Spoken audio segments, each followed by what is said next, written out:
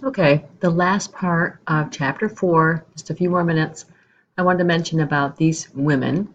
This is women that were interviewed after the Dutch famine of 1944, I think it is, to 1945, and this is the study they did to find out how the health of these women fared that were born during the famine. So if you know some of your history, there was uh, a ration given in Holland during this period from from November to May. Other times, there's been sieges of Leningrad. There's been food shortages in Japan and also in China, where they've seen similar outcomes of lower birth weights, higher death rates, of course, and decline in pregnancy rates, just decline in fertility. So this study, what happened is it wasn't set out to be a study, but because of the good note taking that occurred, the nurses took a lot of notes. They weren't even supposed to take photographs, but there's a few photographs of some of the babies that were born. The data was able to be used and look back data to see how these babies fared from having very low, as you can see, in calorie. So these are carbs, fats, and proteins from pretty high, pretty normal, and all of a sudden the big dip, and then back to even above normal. So they studied the way the babies turned out, and so they found out that if you were pregnant when the famine started, so maybe you were in your third trimester, and you're already pregnant. So this was considered the you were in a late stage of your pregnancy. So you were this late series, but when your babies were born, since you were having a famine during your third trimester, the babies were not getting adequate nutrition, and that's the time when the babies grow the most. So you had the lowest birth weight babies if you were pregnant in your third trimester during the famine. If you were pregnant in the second or middle part of your pregnancy during the famine, you had fared a little better. Your babies were born a little bit bigger because it lasted 6 months, so you might have gotten a few more calories depending when you delivered. Towards the end of your pregnancy, you might have gotten additional calories. And then if you were pregnant before, um, if you were getting you became pregnant during the famine, so you were getting low calories during the early part of your pregnancy, then your babies were born better birth weight because you got calories at the third trimester. So you actually got more energy at the third trimester. But they did find out, though, that the problem was that those kids that were, when you were pregnant and um, not getting calories in the early part of your pregnancy, so that was when the famine was hitting and you were just newly pregnant, that when they interviewed these people, at the picture I showed you, they were finding that they have much higher rates of obesity, much higher rates of cardiovascular disease, breast cancer, depression, um, if they were deprived of good nutrition early in the pregnancy. So it proves that it's not just, we don't just need calories in late pregnancy because that's when the baby's growing, but we need it all throughout. And these are other problems that happen too if you were born in these different periods of time. But that was just a study to show that every stage is important to get nutrition. Even if you don't gain that much weight early on, it's still important to get proper nutrition. And that leads us to this part, which is the energy and nutrient needs, because it will help you. Probably already did part one of the case study, but the needs increase slightly the first trimester, and then the second and third, they increase more. And then it's a good way to assess how much you're eating by your weight gain. So you can look at how pregnant women, how well they're doing with their weight gain. So basically, some of the things to consider are, should a pregnant woman have alcohol? No. Should they have artificial sweeteners? How much carb, how much protein, how much fat, how much vitamin minerals? So that's this section.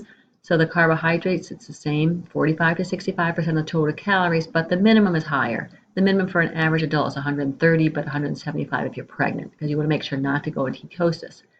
There's no particular research that we tried looking. I had other students do this research. They really can't find good research that says you shouldn't use artificial sweeteners, and strongly advise not to take alcohol. Protein, the increased needs are only 25 more grams a day, and you've done that in your case study to determine how much food that would be. So you can see here it's 1 cup of milk, 1 ounce of cheese, and 1 egg. That would pretty much do it right there. Or you could have different amounts of things. Fat is important, again, the same percentage, but the type of fat is important that you especially get omega-3s 3 times a day. I'm sorry, 3 times a week, because this has been found to improve the brain development, especially the brain eye development, and the nerves development of the baby. Vitamins and minerals, you'll have a folate. We have a discussion on that, but the increase in the RDA for pregnancy, it's 600 micrograms instead of 400 micrograms for a normal adult. And as we've talked about, these are the things that prevent. So if you don't get enough, they found by women not getting folate the first month of the pregnancy. This is encephaly right here. This is spina bifida. So the neural tube, which is your backbone all the way up to your brain, develops first month of the pregnancy. And so if it is deficient, it stops and creates these fissulas kind of, and just you end up with these very strange malformations. So they added folate to bread and wheat products to make sure this did not happen. And here's some other vitamins that are, other foods that have folate in them. Most of not a lot.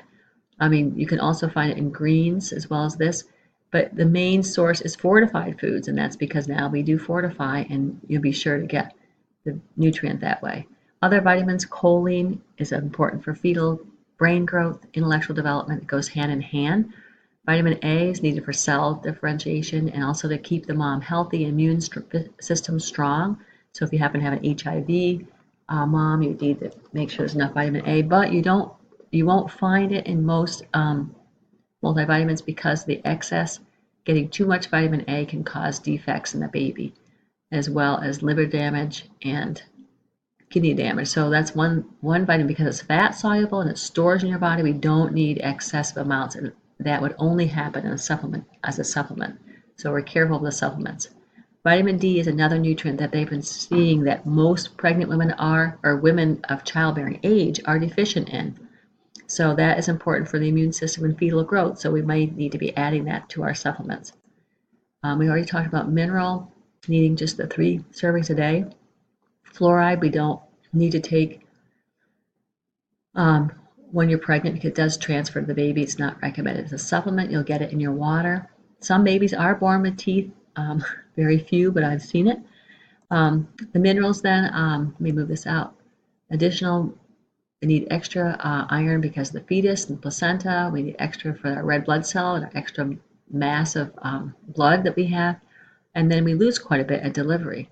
Now, the thing about iron deficiency is that you won't necessarily notice the deficiency right off the bat because you have a storage form of it. But if that becomes depleted, then obviously you'll feel these effects of you have a poorer appetite and being tired, but it affects the baby.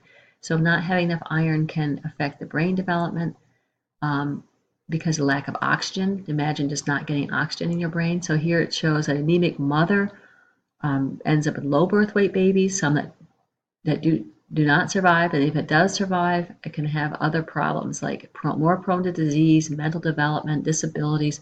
A lot of reasons why you don't want to have low iron stores when you become pregnant. The actual level of iron that you need for when you're pregnant is a little bit lower. So for an average person, it's like 13.5, your hemoglobin. But for a pregnant mom, because of all the extra fluids you have in your body, it's a little lower numbers that are considered normal. So iron supplementation is recommended. Maybe not the first part. It does cause a lot of stomach and GI problems if you take too much of it.